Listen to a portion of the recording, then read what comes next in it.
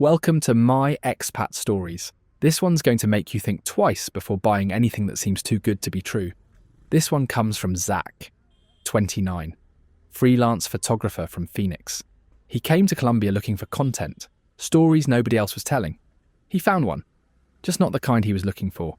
If you've ever been tempted by a deal that seemed almost too perfect, Zach's story will show you why your gut was right. Subscribe and like for more Colombia stories. Here's his letter. My name's Zach. I shoot photos and video for brands, social media content mostly, travel stuff, hotels, restaurants, tourism boards. I've been doing it for 4 years, made decent money, enough to take a year off and travel South America, document the whole thing, build my portfolio, maybe sell some prints. I'd been through Ecuador and Peru, got some great shots, Machu Picchu, Amazon, Galapagos, standard stuff but shot well. Colombia was next on the list. I flew into Bogotá in late March. The city's huge. 8 million people. Sits at 8,000 feet so the air's thin. Takes a few days to adjust. I stayed in La Candelaria, old colonial neighbourhood. Colourful buildings. Good light. Perfect for photos. I'd been there a week, shooting street scenes, markets, plazas. One afternoon I was walking down Avenida Jiménez. It's this street in the centre. Pedestrian only, lined with vendors selling everything. Fruit, clothes, bootleg DVDs and stones. I noticed these old guys sitting on folding chairs, little pouches in front of them. Velvet bags. They'd open them and show you what was inside. Green stones. Emeralds. Raw. Uncut. Some polished. Most not. I stopped at one guy's setup, asked if I could take photos. He nodded. I shot a few frames. The stones looked incredible in the afternoon light. Deep green, almost glowing. He asked if I wanted to buy one. I said I was just looking. He said these are low quality, just scraps from the mines. If I wanted real emeralds, I should talk to his friend. I said I wasn't really in the market. He shrugged, said suit yourself, but his friend has access to stones you can't get anywhere else. Direct from Muzo, that's the emerald capital. Best stones in the world. Grass green. No inclusions. Museum quality. I asked how much. He said depends on the stone, but his friend sells wholesale. Cut out the middleman. Tourist pays maybe $10,000 for a stone in a shop. His friend sells the same stone for $2,000. That caught my attention. Not because I wanted to buy emeralds, but because it sounded like a story. Behind the scenes access. How emeralds actually get from mines to market. That's content. That's something my followers would watch. I asked if I could meet his friend. He made a call, talked in Spanish for a minute. Hung up, said his friend could meet me tomorrow. Cafe near Plaza Bolivar, 10 in the morning. I showed up the next day. The cafe was small, local spot, not touristy. I ordered a tinto, waited. 10 minutes later a guy walked in, mid-40s, clean clothes. Nice watch. Didn't look like a street vendor. Looked professional. He introduced himself as Hernan. Shook my hand. Ordered coffee. Asked what I did. I told him about the photography. About travelling. About wanting to document Colombia beyond the usual tourist stuff. He said he could help with that. He worked with emerald suppliers. Families who'd been mining in Muzo for generations. He acted as a broker. Connected them with international buyers. Jewelers mostly. Sometimes private collectors. I asked if I could photograph the process, maybe visit a mine. He said maybe. But first he wanted to show me what they were working with. Pulled out his phone, showed me photos of emeralds. Dozens of them. Different sizes. All uncut. All that deep grass green colour. He said these were currently in Bogotá, in a secure location. If I wanted to see them in person, he could arrange it. No obligation, just looking. I said sure. We finished our coffee. He paid, said he'd text me an address. Meet him there tomorrow. The address was in Chapinero, residential neighbourhood. Nicer than La Candelaria. He met me outside an apartment building. We went up to the 3rd floor. He unlocked a door. The apartment was empty. No furniture. Just a table in the middle of the room. And a safe in the corner. He opened the safe, pulled out a metal case, set it on the table, opened it. Inside were maybe 20 stones, all emeralds. All uncut, ranging from the size of a pea to the size of a grape. He picked one up, held it to the light, said this one's 4 carats. Clean. No visible inclusions. Grass green, From Muzo, worth about $12,000 retail. He'd sell it for $3,000. I asked why so cheap. He said most emeralds go through 5 or 6 middlemen before they reach a store. Each one takes a cut. By the time it's in a jewellery shop, the price has tripled or quadrupled. He cuts out the middleman, sells direct, still makes profit.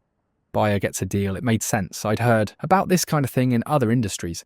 Farm to table, direct to consumer. Why not gemstones? He let me hold one. It was heavier than I expected. Cold. The green was incredible. Not like anything I'd seen in a store. This looked raw, real, powerful. He said if I was interested, I should act fast. These stones wouldn't be available long. He had buyers coming from Dubai next week. They'd take everything. This was a limited window. I told him I needed to think about it. Do some research. He said, of course, gave me his card. Said call him when I decided. I went back to my hostel. Googled Colombian emeralds. Muzo. Everything checked out. Muzo is the emerald capital. Has been for centuries, produces 70 to 90% of the world's emeralds. The grass green colour is famous. Collectors pay premium prices for Muzo stones. I googled emerald pricing. A 4-carat grass green emerald with no inclusions. Retail price was between $10,000 and $15,000. Hernan was offering it for $3,000. That's an 80% discount. I thought about it for 2 days. Watched YouTube videos about emerald investing. Read articles about gemstone markets. Everyone said the same thing. Emeralds hold value. Muzo emeralds especially. If you can buy direct from source, you're getting a steal. I called Hernan. Said I wanted to buy one. He said, great. Which one? I said the 4-carat. He said, good choice. That one won't last. Bring cash. They only deal in cash. Harder to trace. Keeps the miners safe from tax issues. I went to an ATM, pulled out as much as I could. Hit my daily limit at 2,000. Went to another bank. Pulled out another 1,000. 3,000 total. Met Hernan at the same apartment the next day. He had the stone ready. In a small velvet pouch. I handed him the cash. He counted it. Nodded. Gave me the pouch. We shook hands. He said congratulations. Said I made a smart investment. I left feeling good. Maybe great. Just bought a $12,000 emerald for $3,000. That's a $9,000 profit if I sold it. Or I could keep it. Get it cut and set. Give it to someone special down the line. I took it back to my hostel. Put it in my camera bag. Zipped it into the interior pocket. Safe. That night I couldn't sleep. Kept thinking about the stone, about the deal, about how easy it was. $3,000 for something worth $12,000. The other part of me was starting to wonder if luck had anything to do with it. 2 days later, my phone rang. Unknown number, Colombian area code. I answered. A man's voice. Spoke English with a thick accent. Said his name was Mauricio. He needed to talk to me about the emerald I bought. Said I had something that belonged to him, and he wanted it back. My stomach dropped. I asked how he got my number. He said that doesn't matter. What matters is the stone. I asked what he meant. He said, emerald I bought from Hernan. That stone was stolen. From him. From his family's mine in Muzo. I said I didn't know that. I bought it legitimately. From a broker. He laughed. Said Hernan's not a broker. He's a thief. He stole that stone 3 weeks ago, along with 19 others. From a secured transport. I said I didn't know anything about that. He said ignorance doesn't matter. I have his property. I need to return it. I said fine. Tell me where to bring it. He said it's not that simple. The stone is worth $12,000, but now it's been moved. Sold. That creates problems. Complications. He said I need to return the stone, plus compensation for the trouble. $5,000. Total of $8,000 when you include what I paid. Otherwise things get difficult. I asked what that meant. He went quiet for a second. Then he said he knows where I'm staying. Hostel in La Candelaria. Room on the 2nd floor. Shared room. 4 beds. I sleep in the one near the window. My blood went cold. I looked around the room. My roommates were out. I was alone. I asked how he knew that. He said he has people watching. They've been watching since I bought the stone. Wanted to see if I'd try to leave the country with it. I told him I'd give the stone back. Just tell me where. He said no police. No tricks. Meet his guy tomorrow. He texted me the location. Bring the stone. Bring $5,000 cash. Then we're done. I said I don't have $5,000. He said, figure it out. Sell something. Borrow it. Wire it from home. I have 24 hours. He hung up. I sat on my bed trying to process what just happened, pulled the emerald out of my camera bag, looked at it. It looked the same, just a green stone, but now it felt different, heavier, dangerous. I googled stolen emeralds Colombia, found articles about emerald theft, about families controlling mines, about disputes that turned violent, people getting killed over stones. But it happened. I thought about going to the police, but what would I say? I bought an emerald that might be stolen. A guy called threatening me. They'd asked for proof. I didn't have any. Just a phone call from an unknown number, and if the stone really was stolen, I'd be admitting to possessing stolen property. That's a crime. I could get arrested, deported, or worse. I called Hernan. Number was disconnected. Tried WhatsApp, account deleted. The guy vanished. That night I barely slept. Kept checking the window. Kept listening for footsteps in the hallway. Around 2 a.m, I heard someone try the door handle. It was locked, but my heart was pounding. I waited. Nothing happened. Probably just a drunk hostel guest trying the wrong room. Next morning I got a text. Unknown number. Address in Fontibon. Industrial area near the airport. Meet at 2 p.m. Come alone. Bring everything. I didn't know what to do. I had maybe $1,200 in my account. I could pull that out, but that left me $3,800 short. I thought about calling my parents, asking for a wire transfer. But what would I tell them? That I bought a stolen emerald, and now I'm being extorted. I went to the meeting anyway, took an Uber to Fontibon. The address was a warehouse, big metal building, loading docks, looked abandoned. I stood outside for 10 minutes, trying to decide if I should go in. A guy came out, young, maybe 25, told me to follow him. We went inside. The warehouse was empty, concrete floor, high ceiling. One office in the back with lights on. He led me to the office, opened the door. Inside was an older man, 50s, grey hair, nice suit, sitting behind a desk. He looked at me, said I'm Mauricio. I asked if he was the one who called. He said yes. Asked if I brought the stone. I pulled it out of my pocket, set it on the desk. He picked it up, examined it with a loupe, nodded, said this is it. Then he asked about the money. I said I only have $1,200. He shook his head, said that's not what we agreed to. I said I don't have $5,000. I'm a photographer. I don't have that kind of cash sitting around.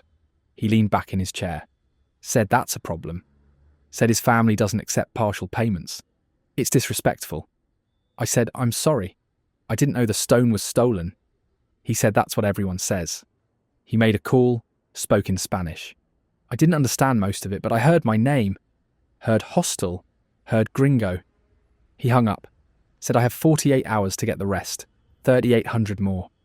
Otherwise his people will come to the hostel. I asked what that meant. He said use your imagination. Said Colombia's a dangerous place for people who don't pay their debts. Accidents happen. Tourists go missing. No one asks questions. I said I'd get the money. He said good. Gave me a phone number. Said call when I have it. We'll arrange another meeting. I can keep the stone for now. He said think of it as motivation. I left. Got back to the hostel. My hands were shaking. I called my dad, told him I needed money. Emergency. He asked what happened. I said I got robbed, lost my camera gear, need to replace it. He asked how much. I said 4,000. He went quiet, then said he'd wire it. Should hit my account in 2 days. I felt sick lying to him. But I didn't know what else to do. Couldn't tell him the truth. Couldn't tell him I was stupid enough to buy a stolen emerald, and now I'm being extorted by people who know where I sleep. Those 2 days were hell. I didn't leave the hostel much. When I did, I kept looking over my shoulder, kept seeing people watching me. Guy across the street, woman at the cafe. Probably just paranoia, but it felt real. The money came through. $4,000. I pulled it all out in cash, called the number Mauricio gave me. He answered, said good, said meet tomorrow. Same place, same warehouse, same guy led me to the office. Mauricio was there. I put the cash on the desk, $3,800. He counted it, took his time, finally nodded, said we're done, said I can keep the stone. It's worthless anyway, but it's mine now. I asked what he meant, worthless. He smiled, said have it appraised, you'll see. I left. Took the stone to a jeweler the next day. Guy looked at it under magnification. Looked at me, said it's glass. Said it's a good fake. But it's glass, worth maybe $20. I stood there holding this thing I'd paid $3,000 for. This thing I'd been threatened over. This thing that cost me another $3,800 to keep people from coming after me. $7,800 total for a $20 piece of glass. And a story about how I almost got myself killed over nothing. I left the jeweler's shop and walked for 2 hours. Didn't know where I was going. Just walked. Held that piece of glass in my pocket. Kept thinking about Mauricio's smile when he said it's worthless anyway. They knew. The whole time they knew. Hernan sold me glass. Mauricio extorted me for compensation on stolen glass. The vendor on Avenida Jiménez who started the whole thing. All of them. One crew. One scam. I went back to the warehouse in Fontibon the next day. Wanted to confront them. Wanted something. The building was empty. For lease sign out front. I asked a guy at the mechanic shop next door how long it had been empty. He said 2 months. No one's been there. I checked the address. Matched what they texted me. But looking at it now in daylight, the office I sat in was just a folding table and 2 chairs, probably set up that morning, taken down that night. They used the space for 2 meetings, then disappeared. I tried finding the apartment in Chapinero where Hernan showed me the stones. I remembered the building, remembered the floor. But when I got there, I couldn't figure out which unit. Knocked on 3 doors. No one had heard of Hernan. No one knew anything about emeralds. I went to the police, brought the glass stone, told them everything. The officer listened. Asked if I had Hernan's real name. I didn't. Just Hernan. No last name. Asked for his phone number. I gave it. He called it right there, disconnected. Asked for the address of the apartment. I gave the building but couldn't give the unit number. He said without more information there's nothing they can do. Emerald scams happen all the time. Tourists think they're getting deals. They're not. The stones are always fake. Sometimes glass, sometimes synthetic. Never real. I asked about Mauricio, about the threats. He said, Mauricio probably doesn't exist. Probably just another member of the crew, playing the enforcer role, making me scared enough to pay. He said they're good at what they do. They research marks, find out where they're staying, make it seem like they're being watched, create fear. Most people pay, easier than risking violence. I asked if anyone actually gets hurt. He shrugged, said he hasn't seen it. But the threat works, that's all that matters. I asked if I could get my money back. He said no, it's gone. They've moved it, split it, spent it. I'd never see it again. I filed a report anyway, got a case number, knew it meant nothing. I called my dad that night, told him the truth. All of it, the emerald, the scam, the extortion, the lie about the camera gear. He didn't say anything for a long time. Then he asked if I was safe. I said yes. He said, come home. I said I would. He asked why I didn't just tell him the truth from the start. I said I was embarrassed, said I didn't want him to think I was stupid. He said everyone makes mistakes, but lying about it makes it worse.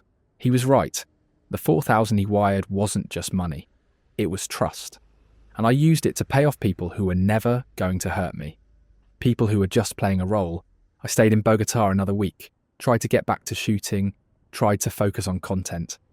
But every time I walked down a street, I wondered if someone was watching. Every time my phone rang, I thought it might be another call. Another demand. I left Colombia in mid-April, flew to Panama, then Costa Rica. Kept moving. Told myself I was continuing the trip. Really, I just wanted distance. Wanted to be somewhere that didn't remind me of how stupid I'd been. The $4,000 my dad sent. That hurts more than the $3,000 I spent on the stone, because that was my mistake. My bad decision. The $4,000 was his money, his trust, and I burned it on fear. Did the math on my phone. $3,000 for the fake emerald, $3,800 in extortion payments, $7,800 total. But that's not the full picture. I cut my Colombia trip short. Lost 2 weeks of paid accommodation I couldn't get refunded. Another $600. Flight change to leave early. $200 fee. Total damage. $8,600. For a $20 piece of glass and a story I'm too embarrassed to tell most people. I thought about the vendor on Avenida Jiménez, the old guy with the velvet pouches. Was he part of it? Or just a scout? Someone who identifies marks, watches for tourists taking photos, tourists who look interested, who ask questions. I thought about Hernan, how professional he seemed. The apartment, the safe, the metal case with 20 stones. All fake, all glass, all set up. Probably does this twice a week. Different tourists, same routine, makes 6 to 8. I thought about Mauricio. The warehouse, the suit, the threats. How calm he was, how certain. He knew I'd pay, knew I'd be too scared not to. And he was right. The jeweller who appraised the stone, he told me something before I left. He said he sees this maybe once a month. American or European comes in with a Colombian emerald they bought on the street. Wants it appraised. Always fake. Always the same story. Always the same crew. He said the real emerald trade doesn't work like that. You don't buy museum-quality stones from guys in empty apartments. You don't get 80% discounts from legitimate sources. If it seems too good to be true, it is. I knew that. Everyone knows that. But I wanted to believe I'd found the exception. The real insider deal. The authentic local connection that travel bloggers talk about. The experience that becomes a great story. I got a story. Just not the one I wanted. I haven't posted anything about Colombia on my social media. My followers ask why, ask where the content is. I tell them I'm still editing, still processing. Really, I just don't want to talk about it. My dad and I are fine. He forgave me. Said it was an expensive lesson, but at least I learned it. Ask me not to lie to him again. I won't. The glass stone is in a drawer in my apartment in Phoenix. Haven't looked at it since I got back. Don't plan to. But I keep it.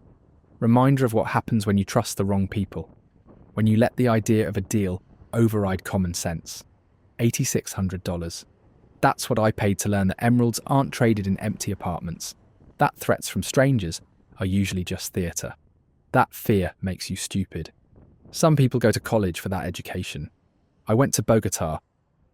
That's Zach's story. This is my expat stories. Got another one coming your way real soon.